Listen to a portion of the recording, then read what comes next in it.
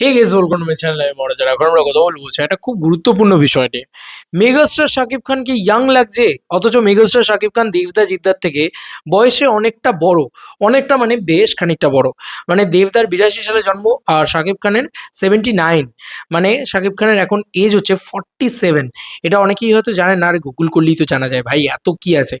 মানে এটা পরিষ্কারভাবে গুগল করো, শাকিব খান লেখো, তো শাকিব খানের এজ দিয়ে দেবে একদম। বাংলাদেশি অ্যাক্টর হিসেবে ওনার এজ এই যে 47 ইয়ার্স। 28শে মার্চ ওনার জন্মদিন। এবং 1997, সরি 97 বলছি, 89। ধ্যাৎ, ভুল বলছি। 79 আর কি, 79। ঠিক আছে, এটা ওনার বার্থ ডেট। এবং দেবদাস সেখানে 82-তে জন্ম। তো খানিকটা ছোট। এবং জিদ্দারও ওই আশেপাশে, মানে জিদ্দার তো বোধহয়, তোমার জিদ্দার ইয়েটা দিচ্ছি, জিদ্দার এক্স্যাক্ট বার্থ ইয়ারটা হচ্ছে 78। ঠিক আছে। তো জিদ্দা আরেকটু এজে বড়। মানে জিদ্দারও 47 বছরই দেখাচ্ছে। জিদ্দা আর Shakib Khan almost same same এজের আর কি বলা চলে। যাই হোক, বা 1 বছরের ছোট বড় হবে। তো আমাদের নায়কদের দেবদাত এদের থেকে ছোট অনেকটা। দেবদার 82 সালে জন্ম। তো এইসব হওয়ার পরে আমি এখানে কি প্রসঙ্গ এনেছি? বুম্বাদা দেখো এভারগ্রিন সুপারস্টার। বুম্বাদাকে আমরা এই প্রসঙ্গে টানবো না, কারণ বুম্বাদাকে এখনো যা লাগে ভাই, ভালো লাগে, বলে লাভ নেই।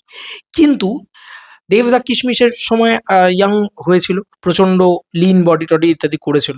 জিদ্দাও অনেক সময় ইয়াং ক্যারেক্টার প্লে করেন, তবে জিদ্দা মূলত এজটাকেই প্লে করে এখন। শাকিব খানকে কি করে এত সুন্দর লাগছে যখন উনি ইয়াং ক্যারেক্টার বা একটা 20-25 বছরের ক্যারেক্টার প্লে করছে, আর 25-26 বছরের একটা ক্যারেক্টার প্লে করছে, আগুনের যে ছোটবেলাটা করছে রকস্টারে, কি করে তাকে মানিয়ে যাচ্ছে এত সুন্দর, তাকে কি করে এত ইয়াং লাগছে, আর আমাদের এখানকার কোনো নায়ককে কেন লাগছে না? এই প্রসঙ্গ উঠছে এবার। এবার উঠছে কেন? বিকজ অফ আমাদের এখানে বক্স অফিস নেই। তাও দেবদার ছবি কিঞ্চিত একটু ব্যবসা করে, জিদ্দার ছবি তবু এলে একটা ডিসেন্ট লেভেলে ব্যবসা করে। কিন্তু সেই যে একটা ম্যাসিভ বিজনেস, সেটা নেই। বাংলাদেশে হচ্ছে সেটা, বারংবার হচ্ছে সেটা, শাকিব খান করে দেখাচ্ছেন বারংবার সেটা। এটা নিয়ে একটা কম্প্যারিজন চিরকাল ছিল। এখানকার প্রডিউসাররা শাকিব খানের দিকে মুভ করে গিয়েছে, তারা অনেকটা শাকিব খান ঘেঁষা হয়ে গিয়েছে। তো সেটা নিয়েও একটা বক্তব্য ছিল। ফাইনালি এখন দেখা যাচ্ছে যে মেকআপ, লুক অ্যান্ড ফিল, সেগুলোর দিক দিয়েও শাকিব খানকে অনেক বেশি ইয়াং লাগছে। ওয়াই? পয়েন্ট আছে এখানে। প্রথম পয়েন্ট হচ্ছে, মেগাস্টার শাকিব খানের এই সিনেমাটা শুট হয়েছে বিদেশে, মানে মালয়েশিয়াতে। কিছু কিছু পোর্শনে, ম্যাক্সিমাম পোর্শন তো মালয়েশিয়াতে শুট হয়েছে। তো ওখানে না, যে টেকনোলজিটাকে ব্যবহার করা হয়েছে, সেই টেকনোলজিটা হচ্ছে দুটো জিনিস। আমার যতদূর যা মনে হয়, এত ইয়াং লাগছে, এত ফ্রেশ লাগছে কেন শাকিব খানকে? শাকিব খান অভিনেতা হিসেবে অসাধারণ, এটা নিয়ে কোনো সন্দেহ নেই। অভিনয়টা উনি ফাটিয়ে দিয়েছেন। দুটো জিনিসের ব্যবহার নেওয়া হচ্ছে। দেখবে, সালমান খানকে এজ কমানোর জন্যে একটা ভিএফএক্স এর মানে ইয়ে নেওয়া হয়, কি বলবো, মানে আহ, মানে ওটার একটা অ্যাপিয়ারেন্স নেওয়া হয়, মানে বডিতে সিক্স প্যাক দেখানোর জন্য, বডিতে করার জন্য সালমান খানকেও করা হয়। তো সেম একটা প্রসেস কিন্তু বিদেশের মাটি থেকে একদম যত্ন করে করে নিয়ে আসা হচ্ছে শাকিব খানকে যাতে ইয়াং লাগে দেখতে। এটা প্রথম পয়েন্ট, এটা হচ্ছে বাজেট ওরিয়েন্টেড পয়েন্ট। আর দ্বিতীয় পয়েন্ট হচ্ছে মেকআপ ওয়াইজ শাকিব খানকে খুব যত্ন সহকারে ওই এক্স্যাক্ট লুকটার কাছাকাছি নিয়ে যাওয়া গেছে, যেটা আগুনের ওই 25 বছরের একটা লুক। আর তৃতীয় পয়েন্ট হচ্ছে যে শাকিব খান এত ভালো অ্যাক্টর যে ওই চঞ্চল ব্যাপারটা, ওই ব্যাপারটা, ওই ইয়াং এজের ব্যাপারটা, ওইটাকে না খুব ফুলফিল করতে পেরেছে। শাকিব খান আর দেবদা এদের দুজনের ভিতরেই আমি একটা জিনিস লক্ষ্য করে দেখেছি। আমার মনে হয় জিদ্দা অনেক বেশি ওই ক্লেভো, একটা সুপারস্টার, একটা অরা, ওই ব্যাপারটা জিদ্দার ভিতরে বেশি করে আছে। তুমি শাকিব খানকে একটা বাচ্চা ছেলে দিয়ে দাও, শাকিব খান একদম পাশের বাড়ির বাচ্চা ছেলেটার অভিনয় করে দেবে। কারণ মানে শাকিব খানকে না ওই ওই ইনোসেন্সটা রয়েছে, ওর হাসি দেখবে, একগাল হাসলে শাকিব খানকে কেমন একটা ইনোসেন্স লাগে। আর জিদ্দা যদি হাসে মনে হয় আরে ভাই সুপারস্টার, এ তো সুপারস্টার, এরকম একটা ব্যাপার আছে। এ কিন্তু আছে, এটা মানতেই হবে। আর দেবদার তো পুরো দাঁত বার করে যখন হাসে, মানে দেবদাকে তো একেবারেই মানে ঘরের ছেলে মনে হয়, পাশের বাড়ির ছেলে মনে হয়। দেবদা এমন একজন ছেলে, সত্যি আমাদের পশ্চিমবাংলার এমন একজন সুপারস্টার, যে কিন্তু নিজের মানে একদম একটা ওই মানে সেভাবে যে সো কল্ড খুব মানে ফর্সা, খুব সুন্দর দেখতে, সুঠাম ইত্যাদি নয়। সে কিন্তু লম্বা, সে কিন্তু একটু বাল্কি চেহারার। আস্তে আস্তে তো আরো বেশি হয়েছে, প্রথম দিকে তো প্রথম প্রচণ্ডই লিন ছিল। তো এই সবকিছু কিন্তু দেবদার সাথে রয়েছে। কিন্তু তারপরেও মানে আমার কোথাও গিয়ে মনে হয় যে দেবদা যেভাবে নিজেকে আহ, ধরে রেখেছেন, দেবদা এদের থেকে ছোট, এবং দেবদা নিজের ক্যারেক্টারও প্লে করেন, এজও প্লে করেন। যাই হোক, যদি বাচ্চাবেলা আমি কিশমিশেরটাই মনে পড়ছে এখন আপাতত, যে কিশমিশেই দেবদা নিজের এজটাকে ব্রেক করে একেবারে সেই স্কুল বয় ইমেজ করেছিল। কিন্তু সেখানে বোঝা যাচ্ছিল বিকজ অফ ফিল্ম বাজেট। কারণ কিশমিশের যা বাজেট রকস্টারের তা বাজেট নয়। এবং রকস্টার একটা লার্জার দ্যান লাইফ ছবি, কিশমিশ কিন্তু কোনোভাবেই লার্জার দ্যান লাইফ ছবি না। তো কিশমিশে দেখবে যে জিনিসটা করতে গেছিল ওরা, এজটাকে ছোট করার চেষ্টা করেছিল, কিন্তু রিঙ্কেলস টিঙ্কেলস এগুলো ঢাকতে পারেনি। কেন ঢাকতে পারেনি?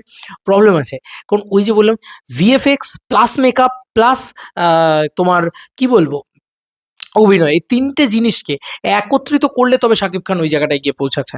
যে কারণে শাকিব খানকে এত ইয়াং লাগছে, আর দেবদা জিদ্দাকে লাগছে না। জিদ্দা সেভাবে তো বাচ্চাবেলাটা প্রেজেন্টই করেনি। তবে জিদ্দাকে একটা জিনিস লক্ষ্য করে দেখো, জিদ্দাকে কিন্তু ইয়াং লাগছে।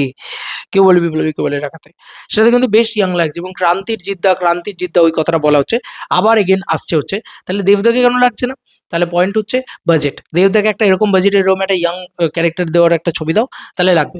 কিন্তু দেখবে ব্যাপারটাগুলো অনেকটা মেকি লাগবে। কেন? কারণ আবার বলছি, শাকিব খানের ক্ষেত্রে বাজেটটা খুব হাই। হলিউড থেকে জিনিসপত্র করা হচ্ছে। ধরো মালয়েশিয়ার যে প্রোডাকশন বা সেখানে যে প্রযুক্তিটা পাওয়া যাবে, সেটা তো আর আমাদের এখানে পাওয়া যাবে না, তাই না? তো সেই কারণেই কিন্তু এই জিনিস ঘটছে, এবং সর্বোপরি শাকিব খানের অভিনয়, এটা নিয়ে কোনো সন্দেহই নেই।